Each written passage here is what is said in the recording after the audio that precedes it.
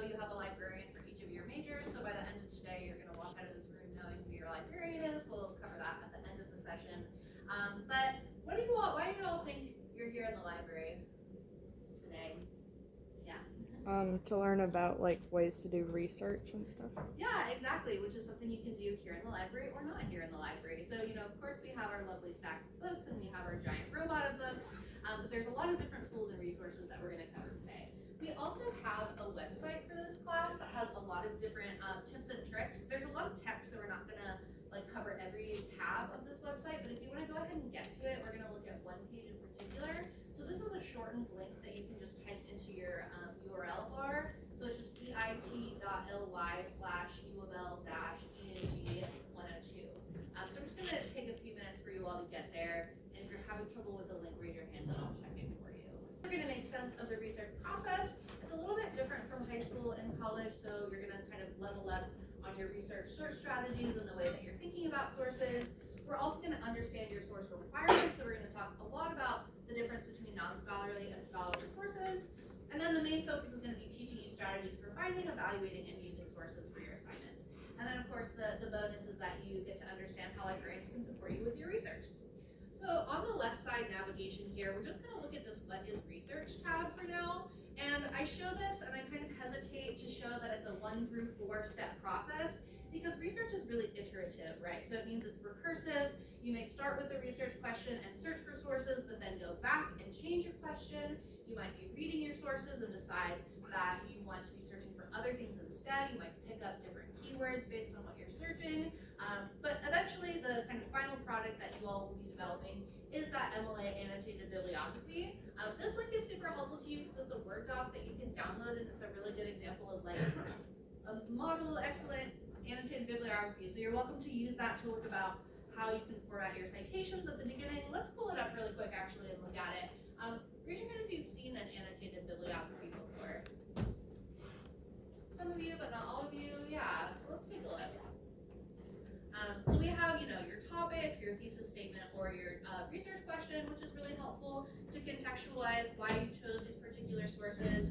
And you can see that you have the citation for the source. There's all these fancy formatting of hanging indent and indenting things just to make it easy to see who the first author is. And then what do you think your paragraph should be about? What should you be writing in your annotation?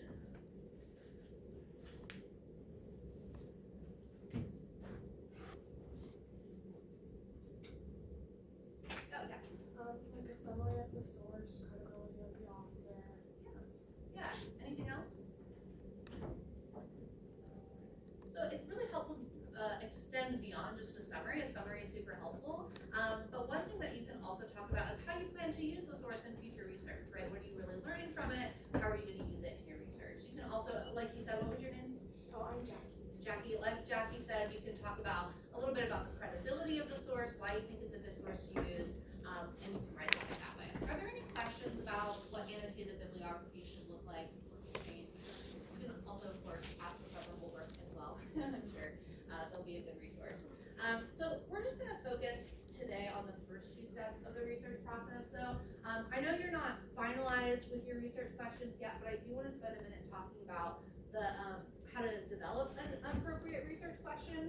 So there's kind of 2 tips. So you don't want your research question to be closed-ended, so answered with a yes or a no, right? So this first question here, do video games harm children? Yes, no, that doesn't really give a lot of room for expanding. But you also want to make sure it's an appropriate scope. I like to think about this as the Goldilocks and the 3 bears, where it's too broad, too narrow, or just right. So that second question there, how do video games harm elementary school students? What do you think about that question? Yeah. It's kind of broad. I feel like you need to narrow it down a little bit. Yeah, for sure. What was your name? Cadence. Okay, cool. And then this kind of model question would be, what effect do video games have on mathematics learning in elementary school students? So we see that we kind of have this main focus in video games and math learning, and we have this specific population of elementary school students. Can anyone think of any other things to look out for in a research question? It's a little tricky, but if you're not thinking about it, think also about maybe the potential bias that is coded in your question. So looking back at that second question, or the 1 and 2, the thinking about harm, it's kind of assuming that video games do harm children, right? So you might want to think about rephrasing the question to be more about the effect that could be positive or negative. Are there any questions about that?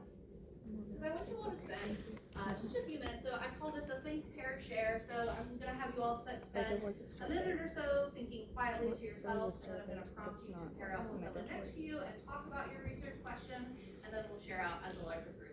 So what I want you to think about is, what is your research question so far? Do you think it will change, and why are you interested in that? So let's spend a minute thinking about it, and then I'll prompt you.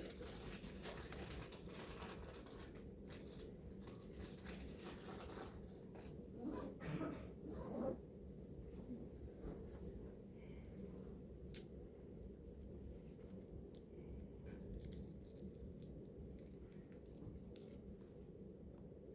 can pull up your phone or a document or a notes app to kind of start to craft your research question if that's helpful to you.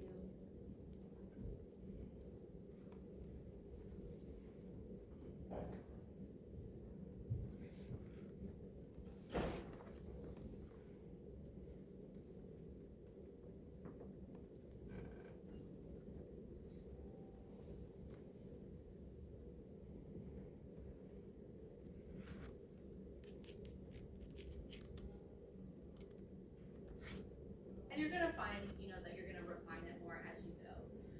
So now we're going to talk a little bit about what makes a source scholarly.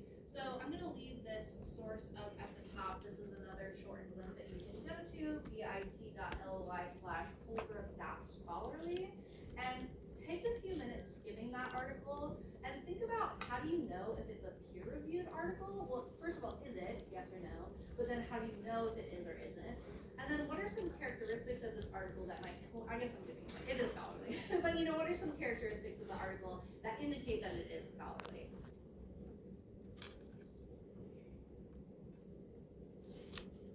Take a few more seconds and then we'll discuss it more. This source is scholarly.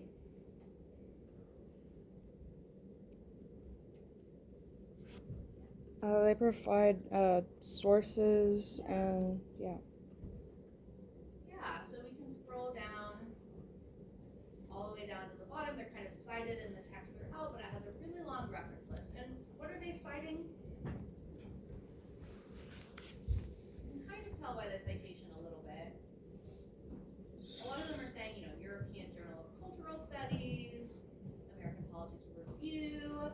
So they're citing other peer-reviewed research studies, right? So you might see in news articles, they usually, it's kind of funny, news articles cite other news articles. Scholarly articles cite other scholarly articles, so they kind of stick within that format. What else tells you that this is a scholarly source?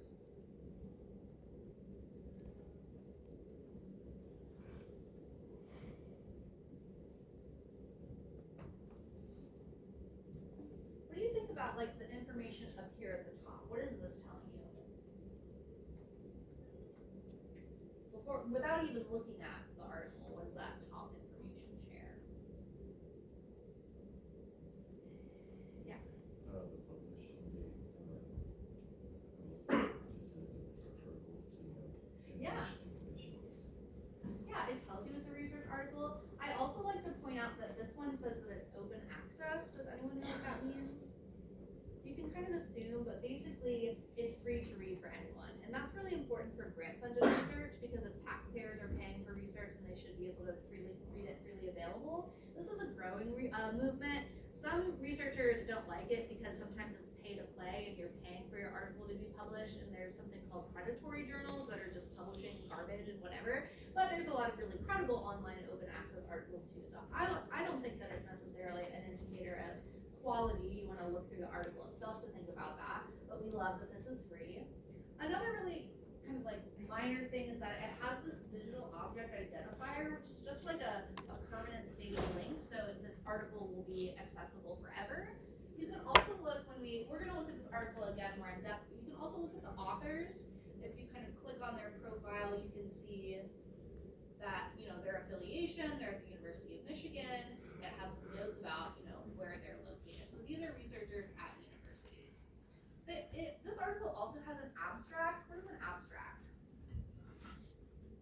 It's like a summary of what the page is about. Yeah, for sure. It's super helpful. So the author writes this, they're kind of telling you the background of what they're studying and why, and a little bit about what they found. I kind of think they hide the lead a little bit though, and don't always come out and say what you might find is the most interesting part of the article. So you do want to make sure that you read the article, especially that discussion section at the end. Let me scroll down and find this. Another indicator is that research articles, especially this original research article in like the sciences and social sciences, have a really common format. So it has an introduction, a literature review where they're citing previous studies that are related to their topic. You can see all these nice hyperlinked citations. Then we have a little bit about the it's down here somewhere. The methods, yeah, the design of the experiment. We have a lot of figures, a lot of numbers, the results, figures, we love it. Don't get bogged down too much by this like reporting out of the figures, because like I said, especially at this point, you're still getting to know your research topics in the background. So these research articles are going to assume that you know a lot about this topic already because you're a researcher writing about this research. So as a student, it's really helpful to look up terms. You can even use, I've seen students use AI to help summarize and extract key points. I think that's certainly something that could be helpful to you. You want to kind of double check and make sure that what AI is telling you is accurate and credible. This discussion section is really going to tell you what this study found. I see students trip up a little bit and they cite a lot from the literature review, but remember that the literature review is often talking about other studies. So you might actually be wanting to cite the study that they're citing instead of this article. Does that make sense? So this is a scholarly article, we love it, but how do we know that it's peer reviewed? What does peer review mean? What does that process look like? You can kind of guess. Peers review the article. So that process is a little bit more complex. So basically a researcher writes up their study, right? They identify a really good journal that is high quality that they want to publish in. The editor's going to look over it really briefly and say like, okay, this is at least good enough to send to reviewers. So then they're going to send them to usually, two to four different experts. And the author is not going to know who these experts are, but they're going to be experts in that particular topic. And they're going to provide a lot of feedback. Sometimes they're going to say, we'll accept this with just minor revisions. That's really rare, to be honest. A lot of times accepting things with major revisions, and they're going to say things like, you need to cite more things that are relevant to this topic. You need to maybe think about the design of your experiment. You need to appropriately communicate what your results are finding. So usually there's a lot of revision happening here, and this is a really long process. This takes months and months. So when you're thinking about how recent something is, sometimes it'll say, like in the method section, we collected this survey in 2023, and you're like, well, that's old, but guess what? They probably submitted the article, at some point in the review process. It's just taking a long time. I like to share my experience of my first peer-reviewed article that I sent in. I did it with a colleague, and we were super proud of it, and we sent it to the best journal ever, and they ripped it apart, and they didn't get accepted, and I definitely cried because I was really bummed. But, we sent it to another journal, and we got accepted, and they were like, no comments. So it really varies. Have you published, Professor Holbrook? I have one on submission. Oh, nice. Up to 18-month waiting period. Yeah. So it's a very long process and very scary, for sure. Well, good luck. We wish you the best. So the other really crucial part, I'm talking a lot about what the journal's policy is. So this one's kind of hard because it's just words, but the name of the journal is Social Media and Society. It's a little bit easier when it's like Journal of Social Media. But we can click into this and look at its about page, and you can see right here, it says it's a peer-reviewed open access journal. We can read a little bit more information about the authors and the editors, and that can give you a sense of the quality of the article as well. So are there any questions about what makes a source scholarly or peer-reviewed? You might also encounter scholarly books, and the review process for that varies. Sometimes it's just an editor that's looking at it. Sometimes they do send it out to blind peer reviewers. It just kind of depends, and oftentimes you don't know. But you can look at who the publisher is, and if it's an academic university press type publisher, then that's a scholarly source as well. Let's see. So now we're going to jump a little bit to thinking about or how to find these types of sources. So where have you tried to search already? Or where have you searched in the past for scholarly sources if you have done that before? Yeah, we'll take a look at Google Scholar. That's a really great place. Raise your hand if you've used Google Scholar. Yeah, a lot of you. So we'll cover it really briefly. There's a few things that maybe you haven't noticed about it before. databases before? A lot of you, yeah, okay, so we're not gonna spend too much time, but I do wanna make sure that it's equitable, that everyone here comes away with the same information and knows how to do this. So let's actually start with Google Scholar. So I have an example research question. I know you were kind of encouraged to think about like digital communities. So one thing I'm super interested in is how do scientists with large followings on social media influence the public's understanding of science? I get a lot of Instagram videos of like scientists talking about their research, which is really fun. So Google Scholar is a place where you can be really specific with your search. So I'm gonna try to search for scientist and social media influencer. So I'm gonna go to Google Scholar, and I just wanna note that this is a separate website from Google. So you're gonna click into that, and it's gonna say Google Scholar. So I'm gonna type scientist and social media influencer. So if there's an article out there about it, I'm pretty sure I can find it in Google Scholar. And Google Scholar scrapes journal articles from all across the web, so it's a really massive database. You can see we got 13,000 results, so that's a lot. You can see the first one is like, oh, you can tell by the title, scientists need social media influencers. Social media influencer marketing, science mapping, social media influencer research. So we can see that, do these seem relevant to what I'm researching? Yeah, we might only see kind of the first couple of results be the most relevant. I might want to scroll down and go through several pages, but it's really unlikely that I'm going to be looking at all 13,000 of these results. We're going to kind of rely on that algorithm that is determining what's most relevant based on how many times these keywords are appearing and where these keywords are appearing in the article. One thing I also like to always point out, we do have our date filters over here. You can do it from the past couple of years, or you can do a custom range. You can also sort by date instead of relevance. And there is a filter where you can look at review articles. So that's a kind of article that's not an original experimental study. It's kind of a literature review type article that's citing a lot of different studies. So sometimes those can be really helpful to really get a good overview of a research topic. So you can choose that. But really, this database is pretty simple. There's not a ton of filters, but it does have some really cool features. There is this cite button that I like. You all, are you using MLA or APA or either? They use either. Either, okay. I am an APA girly. I love it so much. I think it's really easy. The MLA is also easy too. So, you know, I am really good at knowing APA. This is a perfect APA citation. The only thing it's missing is that in APA you want that digital object identifier that I was talking about. So that's something that's missing. So you want to make sure that you're comparing the generated citations versus a guide that's telling you how to cite the source. Has anyone also ever noticed this cited by number underneath an article? Has anyone used that?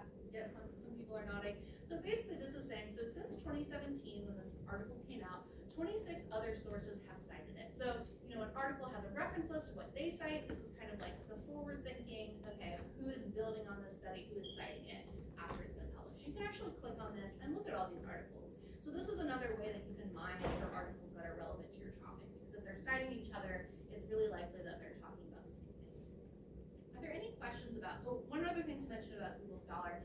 We talked about open access and freely available research, but some research is behind a paywall and they ask you to pay for articles. So if I click on this article, for example, it's from the Lancet. Let's see if we can get it.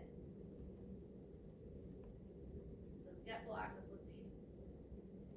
Okay, if we have to purchase it, it's like, you know, $35. Never pay for a research article. We can get these articles for you. If we don't have it automatically in one of our databases, we have a free service called Interlibrary Loan. It's actually really cool that we can just ask other libraries to send us a PDF or an article, or send us a book to borrow for a certain amount of time. And that's just like free and great. So keep that in mind when you're thinking about articles. But when you're looking over at the side here, I always click on those PDFs because it's going to take me right to the PDF. If you're on campus, you're also going to see this Find It at U of L. I'll click this and show you that will take you to our catalog, which is that search bar right on our homepage we'll take a look at. But you can view the PDF and other places here. So that's just another way to kind of jump through and find articles. The only other thing I wanted to mention really quick, because I think it's a fun fact. So the journal of this article is Social Media and Society. The publisher is called Sage Journals. So Sage is a really large publisher. I wanted to mention another big one called Elsevier. Does anyone want to guess how much their revenue, Elsevier's revenue was in 2024? Just throw out a number. It's really large. They publish a lot of things. They made $4 billion in 2024. It's insane. And authors are, you know, providing free articles. Reviewers are providing labor, editors are providing real labor. So this is a really problematic thing in society where publishers are super greedy and kind of hoarding all this money and making a ton of profit. And that's another reason why the open access movement, I feel, is really important. Are there any questions? We're going to move on to library databases. So I'm going to show you how to get. Has anyone used the database called EBSCO before? That's kind of one of the most popular ones. Yeah, a few people. So it's a little bit different than Google Scholar that you really are only using one search bar. This one is going to help you break down your topic into different sections so you can use these different search bars to kind of combine the different concepts that you're researching. So, I'm interested in scientists, so I want that to be a keyword. I'm interested in social media, so I'm going to put it here. What do you think putting social media in quotation marks does?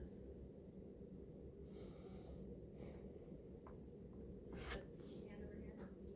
It's going to keep it together as that specific phrase. So sometimes it doesn't really matter, but if you really want to be super specific, I just think it's a good habit to get into because it's really going to specify instead of like media coverage and social gatherings, it's going to look for social media. You can also use this, so it's called a Boolean operator. It's a really weird phrase. It's kind of coming from that coding language. But you can use this or as well to kind of combine similar words so you can broaden your results as well. So I may find articles that talk about public scholarship, or I may find articles that are relevant that are using science communication as well. So if I put both of those terms and use or in between them, then I'm going to find either article, and that's going to help me out. So let's get to this database. How do I get to this database? If I'm starting from scratch, where do I go?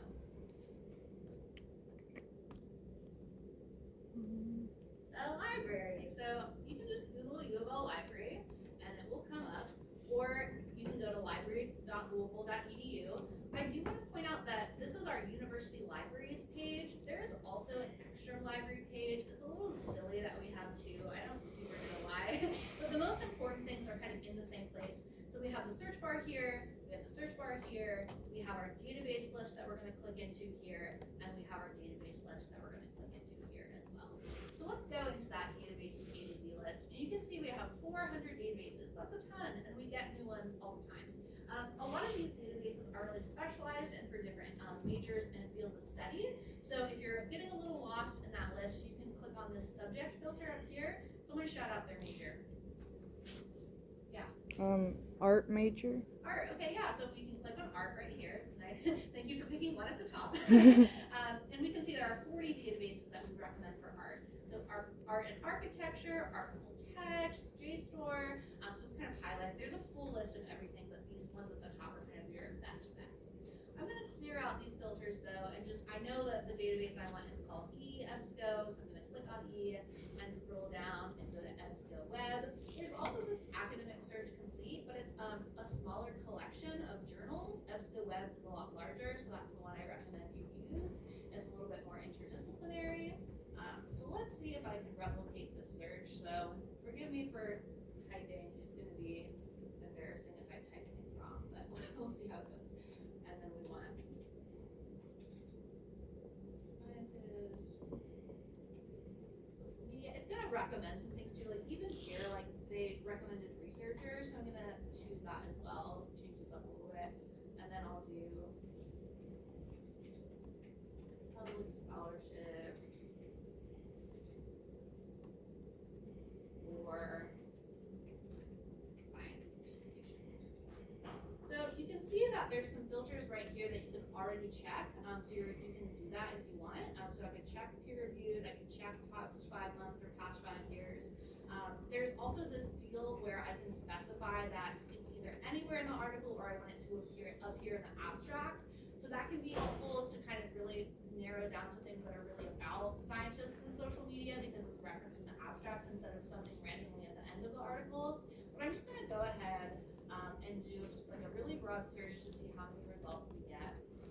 We get about 48. That's not a ton, but I'm looking at these really specific terms, public science, scholarship, and science communication. So I'm going to get rid of that because I want to look at a little bit more things, and maybe I want to start really broad. And especially if your research question is really broad or your interests are really broad, it's definitely okay to do a broad search. But you're going to get a lot of different results. So trying to be as specific as possible with your keywords is really going to help. But here are some things that are coming up. So you can see that some of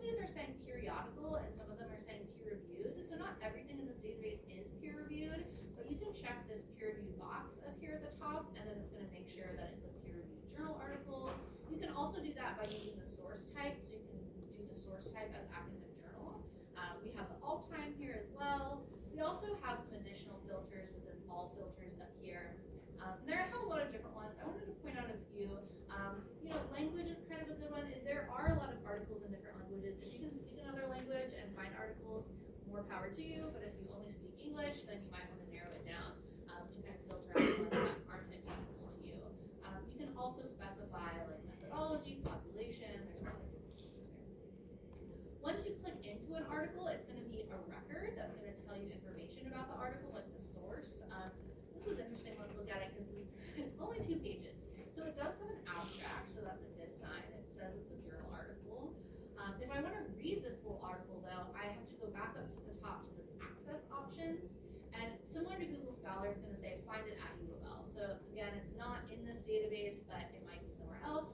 This is an example of an article we don't have, and here's that request item through interlibrary loan that you can select to read this article. Are there any questions about EBSCO?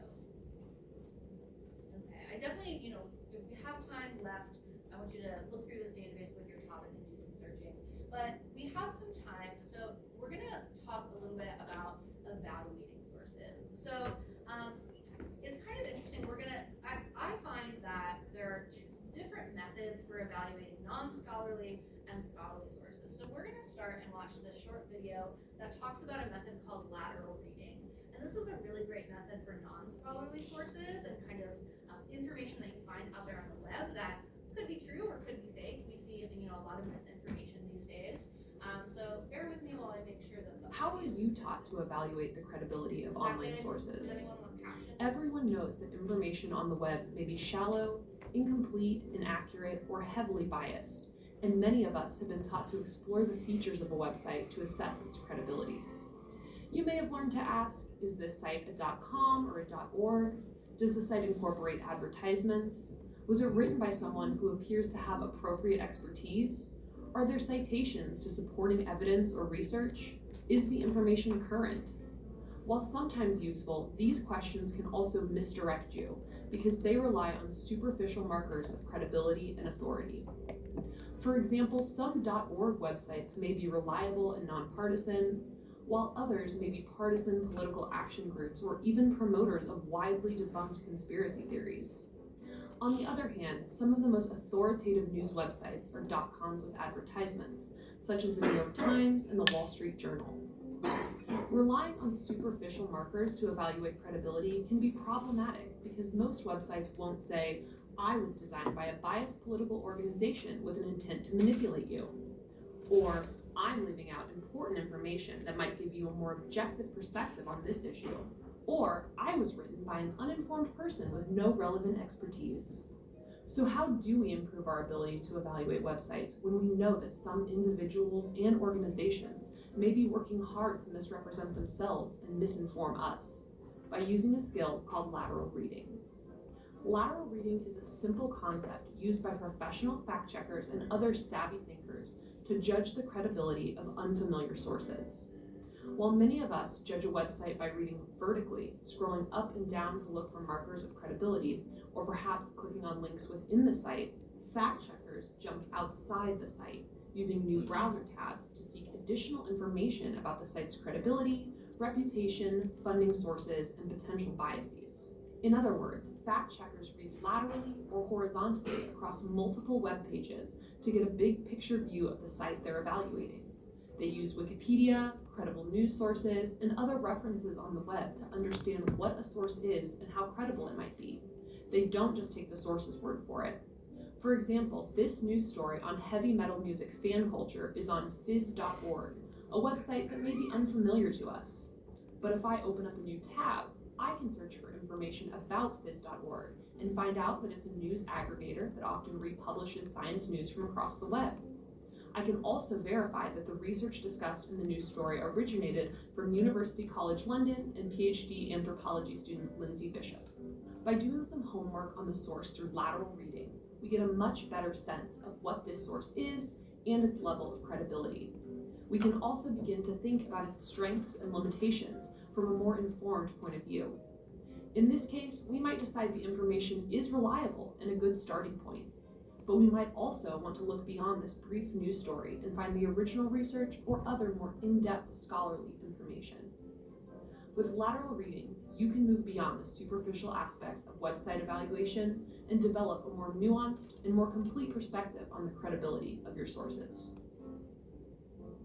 Sweet, one of our librarians, Amber, made this video, so I find it really helpful.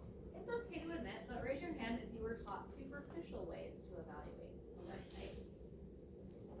Yeah, some of us were, especially in high school. I feel like all high school teachers are like, only use .org and .gov. And that is, a good place to start, but, as the video showed, it can trip you up a little bit. So one of the studies that kind of backs this lateral reading method is that there was an experiment where different groups were looking at a source, and it was students, history professors, and professional fact checkers. Who do you think found out if something was biased the fastest?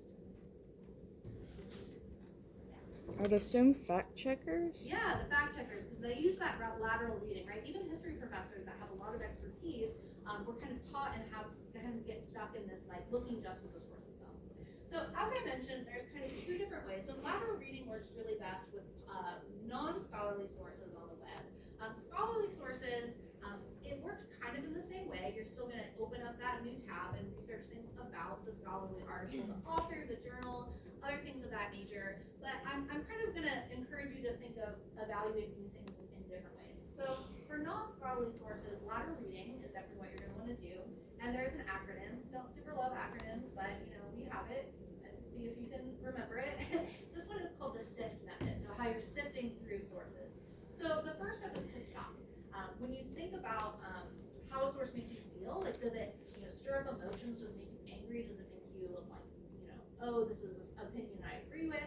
First stop and take a step back. Then you're going to investigate the source, doing that open tab lateral reading, maybe reading about the publication, maybe reading about the author. If it's a topic that you're really going to dig into, you're going to want to find more coverage. If the second step kind of shows you that, hey, this might not be the most credible source, find better coverage and compare what they're saying versus what the original source says. And then trace the claims. So, as it was saying, follow up on that original article. So especially if they're using scientific or scholarly information to back something that a popular source is talking about or a non-scholarly source is talking about, you can click into or search to find that original study. For evaluating scholarly sources, I find it's a little bit different. You're going to want to think about quality, especially in terms of author reputation. So like what university are they affiliated with? What's their rank? Are they an assistant professor? Are they a full professor? What is the quality of research? So it might be a little bit challenging to do this at the level that you're at. But you can kind of look through, I was talking about those predatory journals, but like, are there typos? Are there, really huge gaps in what they're saying? You can kind of think about that. We also think about something called the impact of a journal, and this is kind of a mathematical calculation of how many times things have been cited. So it kind of shows this is a journal that a lot of people are citing, so it's more high impact than a journal that doesn't have any citations. And then again, thinking about potential bias in the research.